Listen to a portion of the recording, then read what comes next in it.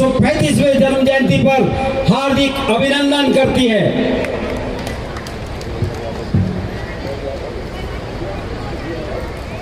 बुद्ध का बाबा साहब का ये मार्ग मुझे मिला।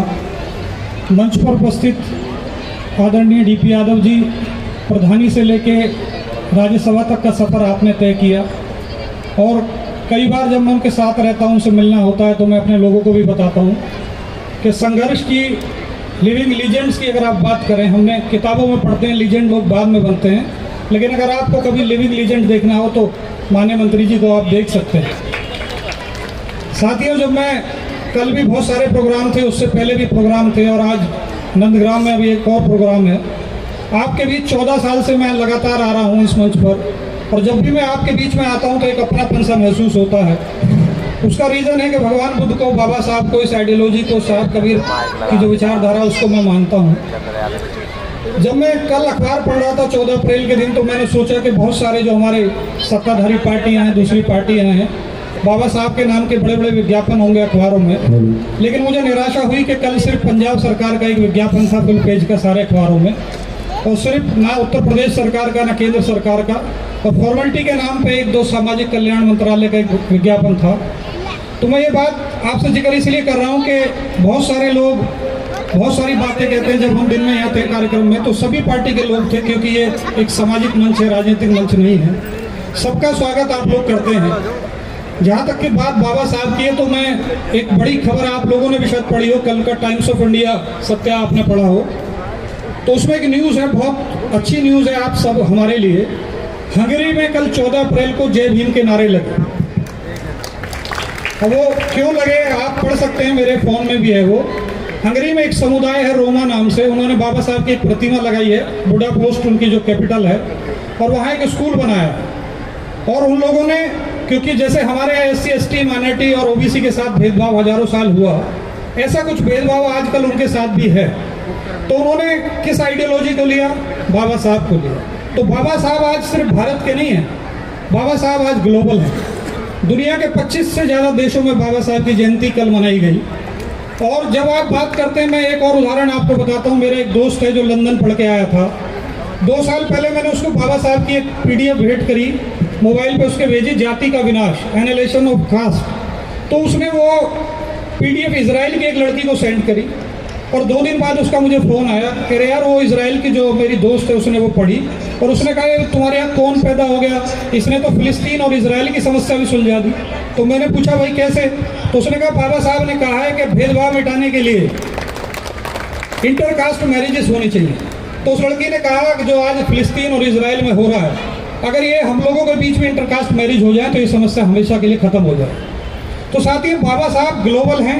उनकी विचारधारा जिस तेज़ी से फैल रही है, आप देखिए हमारे यहाँ महात्मा बुद्ध जी की जयंती हो, जवाहरलाल नेहरू जी की जयंती हो, महावीर जी की जयंती हो, बहुत महापुरुषों की जयंती सिर्फ सरकारी कार्यक्रम बन के रह जाती है। लेकिन बाबा साहब की जयंती अगर आप देखेंगे तो मैं 14 साल तो मुझे हो गए, कल मैं सुराना में था, सुठारी में एक कार्यक्रम था। बाबा साहब की जयंती निरंतर बढ़ती जा रही है, और मैं आपको ऐसा विश्वास दिला सकता हूँ, माननीय मंत्री जी बहुत पहले भी आपके बीच में थे, कि अगले 30 सालों में, 20 सालों में आप देखेंगे कि इस देश का 95% समाज बाबा साहब की जयंती मना। और उसकी वजह है कि सिर्फ 5% लोग भारत में हैं जो मनुवाद की सोच रखते हैं, वर्णवाद की सोच रखते हैं, या जातिवाद की सोच रखते हैं, या सामंतवाद की बात करते हैं। उनको छोड़ के जो भी पीड़ित, शोषित व्यक्ति होगा वो बाबा साहब की इस विचारधारा का पालन करेगा। आज जब मैं बोलना था मुझे, तो मैं हर साल 14 अप्रैल को क्या बोलना है 3-4 दिन पहले विचार करता हूँ। अभी कुछ दिन पहले मैंने बाबा साहब की पुस्तक पढ़ी, भगवान बुद्ध और उनका धम्म। तो मेरे मन में विचार आया कि मैं 2 बातें बाबा साहब की, भगवान बुद्ध की आपके बीच में रखूं, क्योंकि बाबा साहब को जानने के लिए भगवान बुद्ध को जानना बहुत जरूरी है। जब ये पुस्तक लिखी जा रही थी तो नानक चंद्र रत्तू लिखते हैं कि बाबा साहब का स्वास्थ्य ठीक नहीं था, वो रात का खाना रख के जाते थे और अगले दिन वो खाना ऐसे ही रखा हुआ मिलता था। उन्हें बड़ी चिंता थी कि ये पुस्तक यदि कंप्लीट नहीं हो पाई तो मेरा बहुत बड़ा काम रह जाएगा। और नानक चंद्र रत्तू से उन्होंने ये बात भी कही। उस समय की सरकार को बाबा साहब ने कहा कि आप इस पुस्तक को छापने में सहयोग करें, लेकिन सरकार ने कोई सहयोग उसमें नहीं दिया। तो ये जो पुस्तक है भगवान बुद्ध और उनका धम्म, जब आप इसका शुरुआत करेंगे, इसको पढ़ेंगे, इसको जानेंगे, तो बाबा साहब का जो संविधान, जो सुख देने वाला विधान है, उसके बारे में आपको पता लगेगा। जैसे मैं बात करूं, जब भगवान बुद्ध ने सारनाथ में पहली प्रतिज्ञा दी तो उनसे एक शिष्य ने प्रश्न किया कि भगवान, ये जो हमारे शास्त्र हैं, वेद हैं, पुराण हैं, इन सब में मंत्र ऋचाएँ लिखी हुई हैं, हम इनका पालन क्यों ना करें? तो भगवान बुद्ध ने एक सरल सा उत्तर उनको दिया। उन्होंने कहा, यहाँ किनारे पे एक नदी है, उस नदी के किनारे जाकर अगर तुम ये प्रार्थना करो, ये मंत्र पढ़ोगे मैं नदी पार हो जाऊं, तो तुम कभी नदी पार नहीं कर पाओगे। तो पहले प्रवचन में ही भगवान बुद्ध ने ये आपको कर्म करने की बात रखी और कर्मकांड से, पाखंड से दूर रखने की बात रखी। देखिए, जो भगवान बुद्ध का धम्म है, बाबा साहब ने कहा था कि दुनिया भर के जो धम्म है उनका पाठन किया, पढ़ा, उनको जाना। वो इतना सरल है, सहज है कि अगर आप 5 बातों का भी पालन कर लेते हैं तो आप भगवान के धम्म के उपासक बन जाएं। वो 5 बातें कौन सी हैं? पहला है कि झूठ ना बोलना, चोरी ना करना, हिंसा ना करना, व्यभिचार ना करना और नशीला पदार्थ ना खाना। अब सोचिए, दुनिया में कैसा कौन सी ऐसी फिलॉसफी है, कौन सा ऐसा रिलीजन है जो सिर्फ 5 बातें मानने के बाद आप उसके अनुयायी बन जाए? तो ये पंचशील भगवान बुद्ध ने आपको दिया। और मैं देख रहा हूँ बड़ी संख्या में हमारी माताएं, बहनें, महिला शक्ति भी हमारे बीच में है। तो मैं आपसे कहना चाहता हूँ कि अगर आप इन 5 बातों का भी पालन कर लेंगे तो ये जो हजारों साल की गुलामी, जो बाबा साहब ने 70 साल पहले आपको एक डॉक्यूमेंट रिटर्न दिया, संविधान दिया, इसको काटने का काम किया, लेकिन आज भी वो हिडन रूप से, छुपे रूप से अपने एजेंडे को लागू किए हुए हैं। कभी वो आरक्षण पर प्रहार करते हैं, कभी लेटरल एंट्री के माध्यम से आपके बच्चों को आगे बढ़ने से रोक देते हैं, कभी अन्य अन्य तरीके से वो इस संविधान को कमजोर करने की कोशिश कर रहे हैं। तो अगर आपको आगे बढ़ना है, अपने भविष्य का निर्माण करना है, तो आपको धम्म की शरण लेनी पड़ेगी, भगवान बुद्ध के वचनों का पालन करना पड़ेगा और बाबा साहब की आइडियोलॉजी पे चलना पड़ेगा। कहने को बहुत कुछ है, लेकिन माननीय मंत्री जी भी देर से आए, उनके साथ सत्या भाई आए, अनिल वर्मा जी आए और हमारे अभिषेक भाई मेरे साथ हैं, गौरव यादव जी हैं, बहुत सारे, सभी को मैं नाम से जानता हूँ। तरुण की समिति या पुराने जितने अध्यक्ष हैं, चरण सिंह जी बैठे हैं, आरपी सिंह जी बैठे हैं, सुशील भाई हैं। तो ज़्यादा ना कहते हुए बस इतना कहूँगा कि अगर आपको सच्चे मन से बाबा साहब को मानना है तो भगवान बुद्ध की शरण में आपको जाना पड़ेगा। और जो शक्तियाँ इस संविधान को, आपकी ताकत को कम करने की कोशिश कर रही हैं, उनको पहचानना पड़ेगा। तो मैं ज़्यादा ना कहते हुए अपनी बात पुनः समाप्त करता हूँ।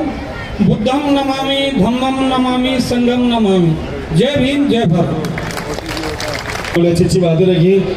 भगवान बुद्ध, उनका धम्म हम सभी को पढ़नी चाहिए। एक ब्लैक स्कॉर्पियो है 6442, जिसकी सीख भी है वो जरा एक बार उसको हटा लें। मैं सोहनलाल सोनी जी को, ललित दास जी को, नरेंद्र जी को बुलाना चाहूँगा। साथ साथ हमारे एडवोकेट शशि सिंह जी और जयवीर सिंह जी, आप भी आ जाएं इनके स्वागत के लिए। और मैं धन्यवाद अदा करना चाहता हूँ भाई सिकंदर यादव जी का और समिति के जिन्होंने बरसों बाद मुझको ये आदेश दिया कि बाबा साहब की जन्म जयंती पर आपको अम्बेडकर पार्क में आना है। हमारे सैकड़ों साथियों को तो याद भी नहीं होगा कि अम्बेडकर पार्क इसी मिट्टी को छू करके अम्बेडकर पार्क का जो निर्माण किया गया, उसमें भी हमारी बहुत बड़ी शिरकत है। मेरा कार्यालय पहले यहीं था, सामने बंगला स्ट्रीट के ऊपर। हमारे सैकड़ों दर्जनों साथी यहाँ, पुराने चेहरे ऐसे मौजूद हैं। मुझे उनको देख करके बेइंतहा खुशी हुई और मैं समझता हूँ इसीलिए मैंने भाई सिकंदर यादव जी को धन्यवाद दिया। और समिति के जो आयोजकगण हैं, सभी साथी, कई पुराने साथी हैं, कई नए नौजवान हैं, इसमें कोई दो राय नहीं। मुझसे ज़्यादा बेहतर आप बाबा साहब के बारे में जानते हैं, लेकिन मैं इतना ज़रूर जानता हूँ कि जिस व्यक्ति में स्वाभिमान कूट कूट कर भरा हो, उसका नाम बाबा साहब भीमराव अम्बेडकर है। हेलो। जो आदमी अपने स्वाभिमान के साथ नहीं जीना चाहता, या जो आदमी अपने इतिहास को भूल करके जीना चाहता है, उसको आगे बढ़ने में कई कठिनाई, कई परेशानियाँ आती हैं। किसी शायर ने ये ठीक कहा है कि खुदी को कर बुलंद इतना कि हर तदबीर से पहले खुदा बंदे से खुद पूछे, बता तेरी रजा क्या है। वो कैफियत डॉक्टर भीमराव अम्बेडकर जी के अंदर थी। महज बात एक नहीं है, सैकड़ों हजारों विशेषताएं, बातों की कड़ी, विचारों का आदान प्रदान, ताकत, स्वाभिमान, तमाम वो सारी परिधियों को लांग करके जो बाबा साहब ने हमको सिखाने और बढ़ाने का काम किया, वो इतना बड़ा एहसान है कि हम सारी जिंदगी भी मेहनत करके अगर बाबा साहब का नाम लेते रहें तो उस एहसान को हम कभी पूरा नहीं कर पाएंगे। एक ऐसा वक्त जब शब्दों के बाण कानों को चीरते चले जाते थे, अपने उन ग्रंथों को, उन किताबों को, उन पुस्तकों को उठाकर पढ़ने का काम करो जो पुस्तकें बाबा साहब के बारे में लिखी गई हैं, और बाबा साहब के विचारों को जानने का काम करो। तो आपको जरूर ये बात महसूस होगी कि अगर हिंदुस्तान में कोई आज़ाद विचारधारा का, मजबूत विचारों के साथ में कोई व्यक्ति ने इस धरती पर कदम रखने का काम किया और हमको संविधान के रूप में एक आदर्श पुस्तक, एक महान पुस्तक, एक ग्रंथ जो पूजने लायक है उसको हमने दिया, तो उस व्यक्ति का नाम बाबा साहब डॉक्टर अंबेडकर। तो दोस्तों, मेरे लिए तो बेनता खुशी की बात है, हमारे पत्रकार बंधु भी यहाँ मौजूद हैं, वो भी अपनी लेखनी से बाबा साहब को बहुत अच्छे तरीके से लिखने का काम करते हैं। समय समय पर जब कभी पढ़ने का वक्त मिलता है, हाँ, इसमें कोई दो राय नहीं कि बहादुरी की पुस्तक पढ़ने का ज़्यादा शौक हमको है, क्योंकि ये बहादुर मुल्कों और बहादुर लोगों का मुल्क है, और आप तमाम बहादुर जातियों के, बहादुर लोगों को, बहादुर विचारों को मानने वाले लोग हैं। पर एक बात कभी कभी तकलीफ देती है, और वो तकलीफ देती है कि जब हम अधिकारों की बात करते हैं और कहते हैं अधिकार मांगने चाहिए, कहना चाहिए, आप बहुसंख्यक लोग हो, बहुजन लोग हो, मैं पार्टियों की बात नहीं करता। कल पार्लियामेंट में था, आपने तस्वीरों में देखा होगा, माननीय प्रधानमंत्री से लेकर के सारे मंत्री वहां मौजूद थे।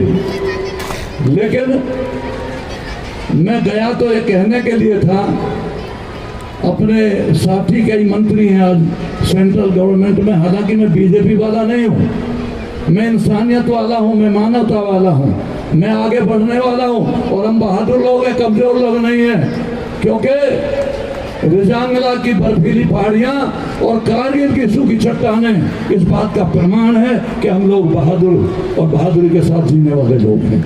तो दोस्तों, बहादुरी की जरूरत है, और उस बहादुरी की जरूरत है जो बहादुरी हमको बाबा साहब ने सिखाने का काम किया, अपनी लेखनी से लिखने का काम किया, आगे बढ़ाने का काम किया। उसी बहादुरी को लेकर के जितनी भी बाबा साहब की महत्वपूर्ण बातों को हम समाज में फैलाने, आगे बढ़ाने का काम करेंगे। ये हमारा फर्ज है, कोई बाबा साहब का एहसान नहीं है। बाबा साहब ने तो आप लोगों को जीवन दे दिया, एक रास्ता दे दिया, आज रोशनी दे दी। लेकिन मैं ये भी जरूर बात करने गया था जो बात मैं कह नहीं सका वहाँ पे। केंद्रीय सरकार ने महिलाओं का आरक्षण दिया या देने की ताबीर बनाई, बहुत ही खुशी की बात है। लेकिन कहने में ये गया था कि वो दूर झोंपड़ी के अंधेरे में जो महिला हमारी बहन बेटी बैठी है उसको भी आरक्षण देने का काम करो, उसे कोई ताकत देने का काम करो। पढ़े लिखे लोगों की बातें ठीक है, हमारा उससे कोई एतराज नहीं है, कोई बुराई नहीं है। संविधान जो हमसे कहता है, जो आपके हाथ में, बाबा के साहब के हाथ में संविधान की किताब है, तो संविधान की किताब हमको यही कहती है कि स्वाभिमान के साथ जीने का काम करो और बाबा साहब की उन बातों का अनुसरण करने का काम करो। तो आखिर में मैं ज़्यादा ना कहते हुए, ये हमारा नौजवान साथी है, गगन यादव इसका नाम है, मैंने उत्तर प्रदेश के नौजवानों की कमान इस नौजवान को सौंपने का काम किया, क्योंकि स्वाभिमानी नौजवान है, और स्वाभिमानी नौजवानों को जोड़ करके समाज की दुखती रगों को सहलाने का काम करेगा। उन गरीब किसानों को, मजदूरों को, मजलूमों को, मजबूरों को, और मुश्किल में जी रहे, अभाव भरे माहौल में रह रहे उन लोगों को ताकत देने का काम करेगा जिनको इसकी जरूरत है। उस विश्वास के साथ, इसलिए साथियों, मैं अपने तमाम पुराने साथियों को, पत्रकार बंधुओं को, भाई सिकंदर जी को और आयोजन कमेटी के तमाम सदस्यों को धन्यवाद देना चाहता हूं। मैं करीबन 15-20 साल बाद इस पार्क में दोबारा आया हूं, मेरे लिए ये खुशी की बात है। हालांकि मैं जानता हूं गाजियाबाद के चारों तरफ करीबन 18 बाबा साहब भीमराव अंबेडकर की प्रतिमा मेरे हाथ से ही लगाई हुई है, उनके नीचे पत्थर डीपी यादव का ही लगा है। तो हम उस विचारधारा के मानने वाले लोग हैं, जो विचारधारा इंसान को इंसान से मिलवाती हो, मानवता का दर्शन कराती हो, गरीब के दुख दर्द को सहलाने का काम करती हो और गरीब को आगे बढ़ाने का काम करती हो। तो ज़्यादा नहीं कहूँगा, मैं तो इतना ही कहना चाहूँगा सिकंदर भाई, आपकी आयोजन समिति के तमाम लोगों से कि तू अपनी जिंदगी को कायम कर तूफान की लहरों पर, किनारों का सहारा मत ले, किनारे टूट जाते हैं। और पत्रकार बंधु और पत्रकार साथी मुझसे पूछ रहा था घुसते हुए, क्या डीपी यादव जी बहुत दिनों बाद आए हो, कुछ अपने बारे में भी कहते चलो। तो मैं सिर्फ पत्रकार बंधु आपको इन 2 शब्दों के साथ बात समाप्त करूंगा कि आंधियों के बीच जो जलता हुआ मिल जाएगा उस दिए से पूछना, मेरा पता मिल जाएगा। बहुत बहुत जय भीम, जय भारत। जय भीम, जय भारत। मैं भाई सोनू जीवाल को बुलाना चाहूँगा, आप भी आ जाएं। आपकी उपस्थिति सर हमारे लिए भी बहुत खुशी की बात है। आपका बहुत बहुत साधुवाद, बहुत बहुत आभार। राकेश कोरी जी, वासु बुंदेला जी, धर्मेंद्र जी मंच पे आ जाएं। कॉलेज के एग्जाम दिए थे, उनके रिजल्ट अनाउंसमेंट बाकी है। और हमारे भी एडवोकेट रवि गौतम, आपका बहुत बहुत स्वागत, हार्दिक अभिनंदन।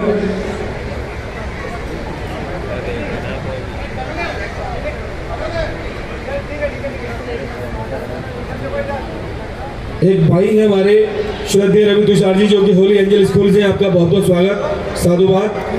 और एक पर्ची मेरे पास और है, डॉक्टर रामगोपाल सिंह जी, जो कि राष्ट्रीय अध्यक्ष है अखिल भारतीय अनुसूचित जाति जनजाति एवं पिछड़ा वर्ग